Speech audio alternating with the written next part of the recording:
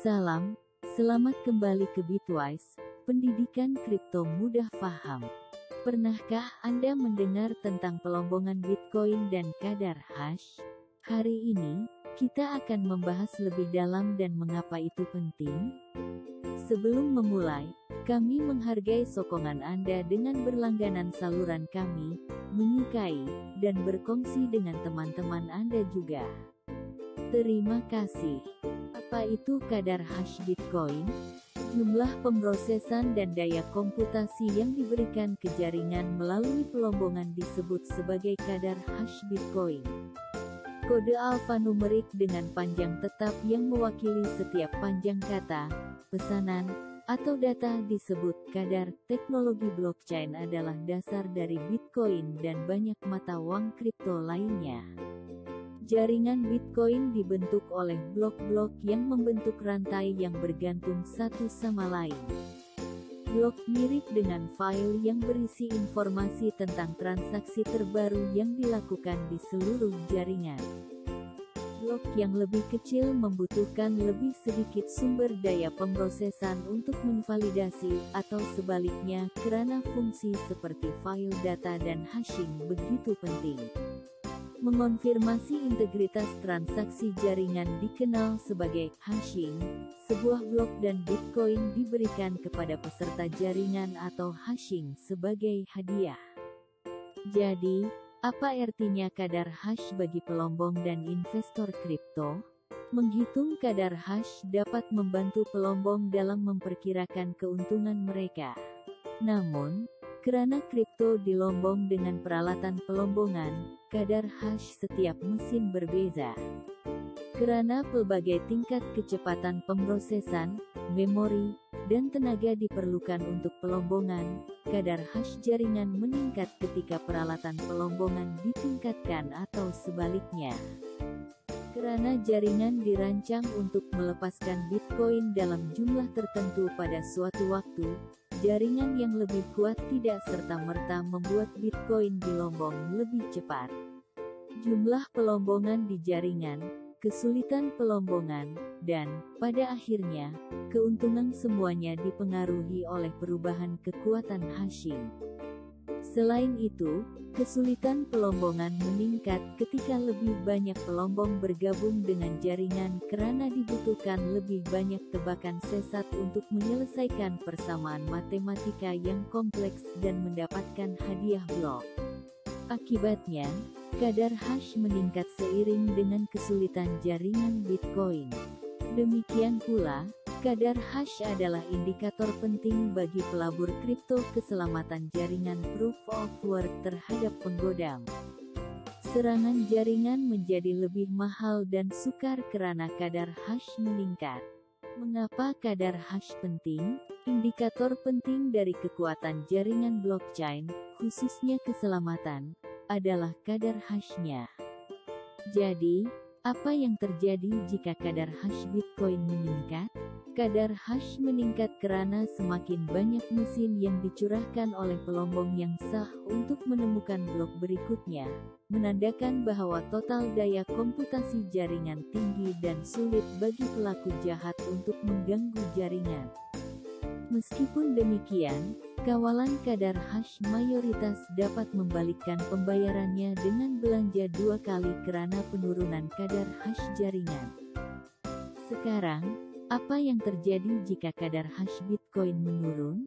Penurunan kadar hash mengekspos jaringan ke penjahat cyber dan pencurian kripto karena biaya rendah untuk mengeksekusi serangan 51%. Selain itu, kadar hash yang lebih rendah membuat kripto kurang terdesentralisasi, menimbulkan risiko yang cukup besar bagi pelabur kripto. Untuk melindungi penggunanya dari kehilangan dana, platform kripto dapat menghentikan perdagangan atau menghapus mata uang jika kadar hash tiba-tiba turun. Jadi, apakah kadar hash yang tinggi merupakan ukuran keselamatan jaringan yang baik? Mirip dengan mayoritas crypto proof of work, kadar hash yang lebih signifikan dianggap lebih baik untuk keselamatan dan stabilitas keseluruhan jaringan blockchain karena itu berarti lebih tinggi kos biaya tenaga, lebih banyak pelombong, dan lebih banyak masa diperlukan untuk mengambil alih jaringan. Bagaimana cara kerja kadar hash Bitcoin? Fungsi hashing kriptografi SHA-256 yang mengubah data input apapun menjadi string 256 bit hash adalah salah satu teknologi yang digunakan Bitcoin untuk mengukur kadar hashnya. Karena sifat satu arah dari fungsi ini, mudah untuk menentukan hash dari input tetapi tidak sebaliknya. Kadar hash, yang dapat dinyatakan dalam miliar, triliun, kuadriliun, dan triliun, adalah ukuran berapa banyak perhitungan yang dapat dilakukan setiap detik. Misalnya, kadar hash 1 BH per detik menunjukkan bahwa 1 miliar perkiraan dapat dibuat setiap saat. Tapi, bagaimana kadar hash Bitcoin diukur? Exahash per detik per detik, yang setara dengan 1 triliun hash digunakan untuk kadar hash Bitcoin. Dengan membandingkan masa purata antara blok yang dilombong dengan kesulitan jaringan pada waktu tertentu, kadar hash jaringan keseluruhan dapat dihitung secara kasar. Jadi, apa itu kesulitan melombong? Kesulitan pelombongan mengacu pada seberapa sulit bagi pelombong untuk menghasilkan hash lebih rendah dari hash yang diinginkan, yang dicapai dengan menurunkan nilai numerik header blok hash. Purata, blok baru Bitcoin, ditemukan setiap 10 menit. Namun, jika Bitcoin ditemukan lebih rendah purata massa, kesulitannya berkurangan atau sebaliknya. Selain itu, penting untuk dicatat bahwa kesulitan pelombong jaringan Bitcoin secara otomatis berubah setelah 2016 blok dilombong. Oleh karena itu, tergantung pada jumlah pelombong dan total kekuatan hashing mereka di jaringan, kesulitannya dapat disesuaikan lebih tinggi atau lebih rendah. Jadi, berapa kadar hash Bitcoin saat ini? Meskipun kekuatan hashing Bitcoin yang tepat tidak diketahui, dapat disimpulkan dari jumlah blok yang saat ini dilombong dan tingkat kesulitan blok. Jadi, bagaimana cara memantau tingkat hash Bitcoin? Blockchain.com menawarkan perkiraan tentang kadar hash Bitcoin saat ini. Bagaimana kadar hash mempengaruhi harga Bitcoin? Penggerak utama harga Bitcoin termasuk kekuatan komputasi, profitabilitas pelombongan, dan kesulitan jaringan. Karena pelombongan diberi kompensasi dalam Bitcoin sementara menimbulkan biaya dalam mata uang tempatan, kadar hash mengikuti harga. Konon, semakin banyak daya komputasi yang digunakan jaringan Bitcoin, semakin tinggi nilainya.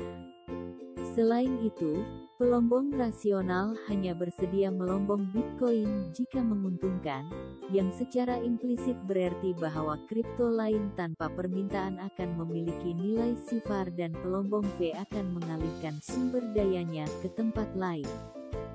Selain itu, kesulitan jaringan dapat digunakan sebagai pengganti total daya pelombongan.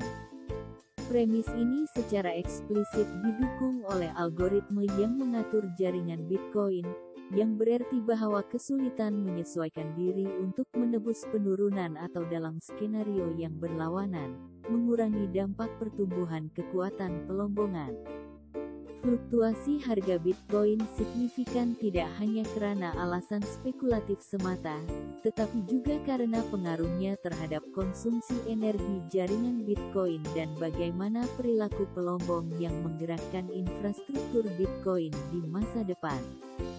Selain itu, telah lama ada kepercayaan bahwa kadar hash, atau jumlah total perhitungan yang dilakukan oleh pelombong Bitcoin, dan harganya terkaitan.